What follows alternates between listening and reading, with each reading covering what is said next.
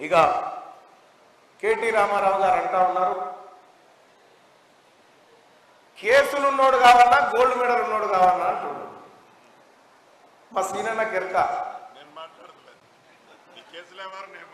Right, ఆ subject అన్నగారికి వదిలేస్తూ మీ అందరికీ నేను చేసుకునేటువంటి అప్పీల్,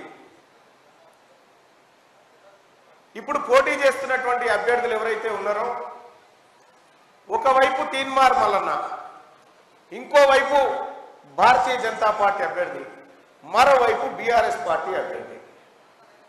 ఇందులో ఏ ఒక్కరు ఈ ప్రజల కోసం అక్కరొస్తారో ఇక్కడ కాదు, ఇంటికి పోయిన తర్వాత నైట్ భోజనం చేసిన తర్వాత కాస్త పడుకునే ముందు ఈ గుండె మీద చెయ్యేసుకొని మీ అంతరాత్మతోని మాట్లాడండి.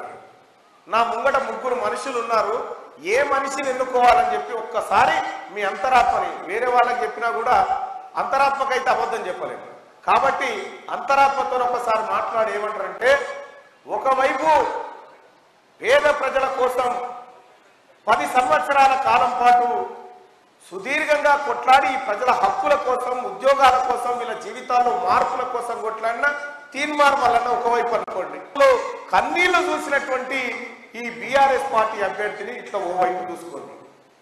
సోదరులారా, అప్పుడు మీ అంతరాత్మ ఎవరికి చెప్తే వాళ్ళ కోటేయండి అని చెప్పి తెలియజేస్తా ఉన్నా.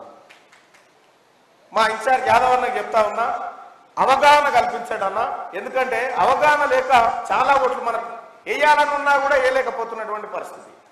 కాబట్టి పట్టభద్రుల ఎమ్మెల్సీ ఎన్నికల్లో ఓటు వేసే విధానం కూడా అత్యంత కీలకమైంది. బ్యాలెట్ పేపర్లో సీరియల్ నెంబర్ 2 ఉంటుంది, మనకి తీన్మార్ మల్లన్న అని ఉంటుంది. ఇక నవీన్ కుమార్ ఏముండయి, తీన్మార్ మల్లన్న అని ఉంటుంది. ఆ తీన్మార్ మల్లన్నకు ఎదురుగా 1 నెంబర్ వేసి ఆ డబ్బలు వేసేస్తే చాలు, లేకపోతే మళ్ళా పాత కథ అవుతుంది. మా సీనియర్ని ఇప్పుడే చెప్తా ఉన్నాడు, పోయినసారి అంత అవస్థ ఉండదన్న, వారు 1 సైడే ఉందని చెప్పి చెప్తా ఉన్నాడు.